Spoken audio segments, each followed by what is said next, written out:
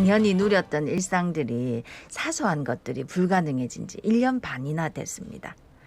아유, 이제 좀 끝나는갑다 싶어서 기대를 하고 안심할 때마다 코로나19 확산세가 더 심해지면서 벌써 8월이 됐는데 예. 언제쯤 이 코로나19가 사라지고 그리운 일상으로 되돌아갈 수 있을까? 오늘도 부산의 코로나19 상황 진단해 보겠습니다. 동아대학교 감염내과 정동식 교수 전화 연결되어 있습니다. 안녕하십니까? 안녕하십니까? 네, 안녕하세요. 예, 교수님. 주말 동안에 부산에서 코로나19 신규 확진자가 133명 발생했더라고요. 지난주에 비해서 소폭 하락하기는 했는데 부산의 코로나19 상황 어떻게 보고 계십니까? 네, 하루 100명 정도 발생하다가 최근에 이제 계속 70명대로 확진자 발생이 좀 줄어들어서 예. 청취자 여러분들은 이런 감소세를 가지는 게 아닌가 기대하실 수도 있는데요. 그러지는 않을 것 같고요. 네. 예를 들면 7월 21일부터 27일까지 부산시 이제 코로나19 총 환자가 701명이 발생을 했는데 네. 사실 그 전주에는 463명이 발생했었거든요. 그래서 여전히 아직 많이 생기고 있는 중이고, 그리고 어제는 주말인데도 이제 토요일 날 61명이었는데 또 72명으로 다시 증가했거든요. 네. 그래서 좀 안심할 수가 없고, 그리고 또 한 명이 몇 명에게 감염시키는지 감염 재생산 지수 여전히 1.3으로 1 이상 유지가 되고, 감염 경로 불명 확진자 수도 지금 계속 증가하면서도 비율도 20%로 계속 유지되고 있는 데다가 최근에는 델타 변이 바이러스가 전파력이 아주 높은데 이것도 이제 검출률이 50% 정도 되기 때문에 8월 중에는 거의 한 7, 80% 우수진용이 될 것 같거든요. 네. 그런데다 7말 8초 이제 휴가 역량이 상당히 전국 이동량이 늘어서 부산에도 휴가지가 있기 때문에 여전히 이제 재확산 우려가 지금 높은 상황이고요. 그래서 정부는 아마 수도권뿐만이 아니라 전국 4단계 격상도 아마 고려하고 있는 상황이기 때문에 아직은 안심할 수가 없다고 볼 수 있을 것 같습니다. 네. 그 안심할 수 없는 것 중에 또 하나가 뭐 집단 감염이 일어나는 거 특정한 뭐 부분에서 늘 일어났었는데 이제는 뭐 여기저기 금융시설, 카페, 사상구, 고시텔 이런 데서도 집단 감염이 발생하더라고요. 네, 그 부분이 참 쉽지 않은 부분인데요. 거의 생활 속 곳곳에서 이제 집단 감염이 생기고 있는 중인데, 네. 어제 같은 경우는 보면 사하구 은행에서 이제 토요일 날 한 분이 근무하는 분이 확진이 돼가지고 동료 직원 검사했는데 5명이 어제 추가로 확진이 됐거든요.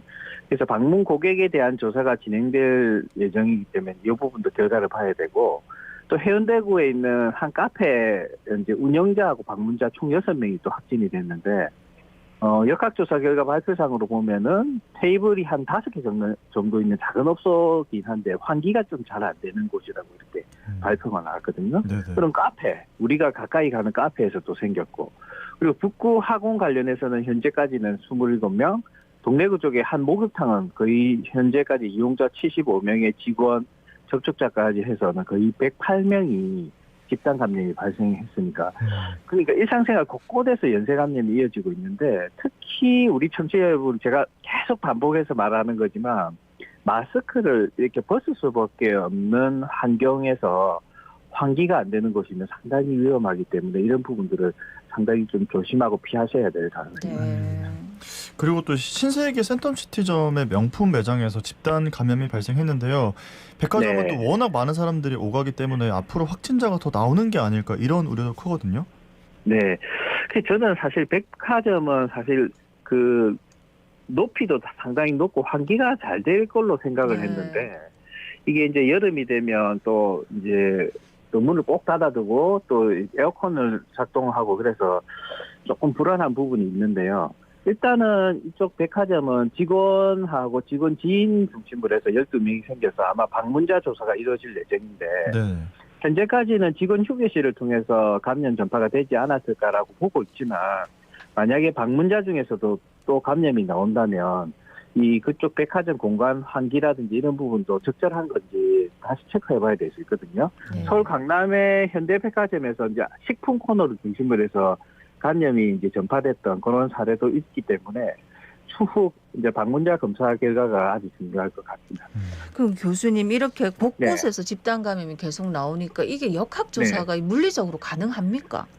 상당히 힘들 겁니다. 아마 많이 거의 뭐 어제도 사실 휴일이었지만 저한테 급하게 이제 역학조사관이 도움을 요청해서 네. 이제 저도 알아보고 도와주려고 했었는데 휴일도 없이 지금 계속 이제 열심히 하고 있는 중이지만 상당히 역부족일 겁니다. 더구나 이제 예전에는 60대 이상에서는 활동량이 많지 않기 때문에 조사가 간단했는데 네. 지금은 너무 이제 활동량이 많은 분들이기 때문에 역학조사도 상당히 동선이 많아서 힘든 상황이라고 볼 수 있죠. 그러면 요런데 이제 뭐 내가 직접 안내를 받지 않아도 뭐 비슷한 네네. 시간대에 백화점을 방문했다거나 뭐 카페를 갔었다거나 하면 먼저 검사를 받아보는 게 제일 좋겠네요.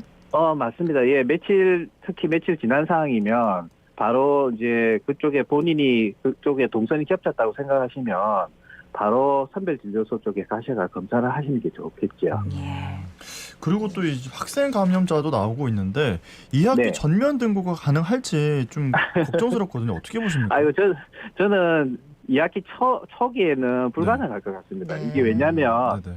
이 학생들 대부분이 초중 고등학생들인데 부모님이 대개 30에서 50대잖아요. 네. 근데 이제 3, 40대 같은 경우는 이제 예약을 받으면 한 8월 26일부터 접종이 시작될 텐데 뭐 중고등학교 같으면은 8월 중순에 계약하고 초등학교는 9월 계약하는데 부모님들이 여전히 아직 집단 면역이 안 돼 있는 상황이기 때문에 네. 결국 학교 특성 고려하면은 학생들이 많이 모이기 때문에 지금 특히 델타 바이러스가 학교에 들어가면 상당히 전파 우려가 있기 때문에 제가 보기에는 좀 통제가 되는 9월 중순 이후가 돼야 가능할 것 같습니다. 그러니까 부모님들이 어느 정도 백신 접종 이루어진 이후에 하는 게 좋겠다 이 말씀이시네요. 맞습니다. 예. 예. 그리고 다음 주 이제 8월 8일 거리두기 조정될 예정인데 뭐 어느 정도로 해야 되면 좋을까요?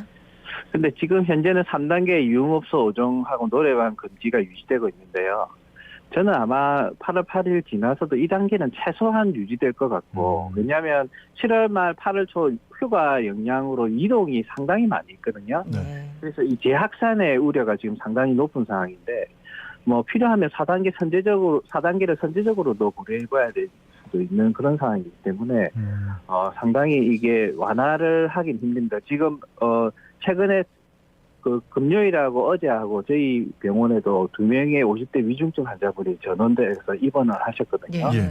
그런데 양쪽 폐가 상당히 심합니다. 이분들 사실 의료 시스템이 감당 안 했으면 아주 사망의 위험이 아주 높은 분들이거든요. 예. 다행히 지금 좀 좋아지고 있는데 지금 의료 시스템이 상당히 지금 아슬아슬하게 지금 카바를 하고 있기 때문에 네. 이게 거리두기를 잘못 완화를 했다가는 상당히 위험할 수가 있기 때문에 아직은 완화가 되기는 힘들 것 같습니다. 교수님, 그러면 그 50대 분들은 백신을 안 네네. 맞으신 분들입니까? 예. 백신 접종을 못 하신 분들. 예. 지금 특성이 이렇게 심하게 되는 분은 대부분이 90% 이상이 백신 접종을 못 하신 분들. 네. 그러니까 백신을 접종하면 걸리더라도 치사율이 굉장히 많이 떨어진다는 말씀이시네요. 네, 맞습니다. 돌파 감염이 최근에 이슈가 되는데 네. 사실은 이게 이제 백신이 100% 완벽한 건 아니기 때문에 생길 수가 있거든요. 네. 예. 그렇지만 우리가 감염을 예방하는 효과가 첫 번째이긴 하지만 또 돌파 감염이 되더라도 이게 중환 증상이나 중증으로 이행 안 되는 것도 중요한 백신 접종의 두 번째 이유거든요. 네. 그래서 과거에 60, 70대 이상의 고령층이 대부분이었는데 이제 그쪽이 이제 예방 접종이 거의 되다 보니까 지금은 위중증 환자가 50대, 40대 제가 아는 서울 쪽에 있는 계신 분들은 지금 20대, 30대에서도 이제 에크모로 돌리고 뭐 이렇게 한다더라고요. 그래서 젊은 층에서의 중증 사례가 계속 늘고 있기 때문에 네. 지금 부산 위중증 환자도 계속 늘어나고 있어서 상당히 좀 우려가 되고 있죠. 그러니까 돌파 감염이 있다고는 하지만 백신은 네. 1차라도 접종하면 중증으로 가는 경우가 좀 드무니까 맞는 게 좋겠다. 이 말씀은 계속 드리고 있는데 네, 근데 이제 이제 잘 막- 아시네요. 자도 많이 들어가지고 이 교수님. 아니 그런데 맞고 네. 싶어도 그동안 못 맞은 18세부터 49세 예, 이제 예. 이번 달 말부터 1차 예방접종 진행될 예정인데 뭐 사전 예약 분산을 위해서 10부제로 뭐 한다는데 뭐 어떻게 한다는 겁니까? 예, 지금 아이디어가 대단하던데요. 네. 그래서 이게 이제 8월 9일부터 사전 10부제 예약을 받는데 그 뒷자리 수, 예를 들면 8월 9일이면 9자가 붙어 있으니까 생일 끝자리 9인 사람이 예약을 가능하고요. 10일이면 0이니까 생일이 끝자리가 0이면 예약 가능한데 오후 8시부터 다음날 6시까지 예약 접종을 받고요. 그리고 다 끝나고 못 하신 분들을 위해서 19일부터 20일까지는 또 연령대별로 다시 접수를 받고 26일부터 드디어 이제 활동성 많은 이제 20대 18세부터 해가지고 49세까지 접종이 시작되고요. 그리고 네. 화이자 또는 모더나 백신 접종을 하게 됩니다. 네. 그렇군요. 진짜 백신이라는 거는 지금 말씀 계속 들어보면은 결국 그래도 맞는 게 훨씬 낫다는 거 다시 한번 말씀을 드리고요. 자, 이렇게 막 코로나가 워낙 유행을 하다 보니까 이제 전 세계적으로 코로나19 이 백신 접종도 지연되면서 델타에 이어서 혹시 더 치명적인 새로운 변이 바이러스가 나오는 게 아닌가 이런 우려도 있더라고요. 어떻게 보십니까? 네, 지금 뭐 계속 변이 바이러스는 계속 나올 걸로 예상이 되는데 네. 지금 현재는 우리가 델타에 이어서는 지금 관심을 가지고 있는 바이러스 중에 하나 람다 변이 바이러스라고요. 작년에 이제 페루에서 처음 발견됐었는데 네. 지금 페루의 확진자 중에서 거의 이 바이러스가 80% 이상, 최근에는 90%까지 차지하고 있다는 보고가 있고 치명률도 거의 9%를 넘어서 10% 근처라는데 물론 이건 의료 시스템이 잘 된 선진국에서도 이럴 건지는 좀 봐야 되지만 네. 치명률도 여전히 좀 높을 걸로 예상이 되고 특히 남미를 중심으로 칠레도 3분의 1 정도 이 람다 변이가 발견되고 있거든요. 그런데 최근에 보면은 중앙 항체가 거의 30% 정도를 이렇게 떨어뜨리는 효과가 나타난다는 보고도 있기 때문에 상당히 좀 우려되는 바이러스로서 이제 등장하고 있는 게 또 람다 변이 바이러스입니다. 그래서 계속 아마 이런 변이 바이러스가 계속 나오기 때문에 결국 한국과만 백신 접종이 이루어지는 게 아니라 전 세계적으로 백신 접종률이 빨리 올라가야지 이런 변이 바이러스에 대한 영향을 최소화를 시킬 수 있는 부분이 될 수 있습니다. 예, 오늘도 말씀 잘 들었습니다. 고맙습니다. 예, 수고하십시오. 네, 지금까지 동아대학교 감염내과 정동식 교수였습니다.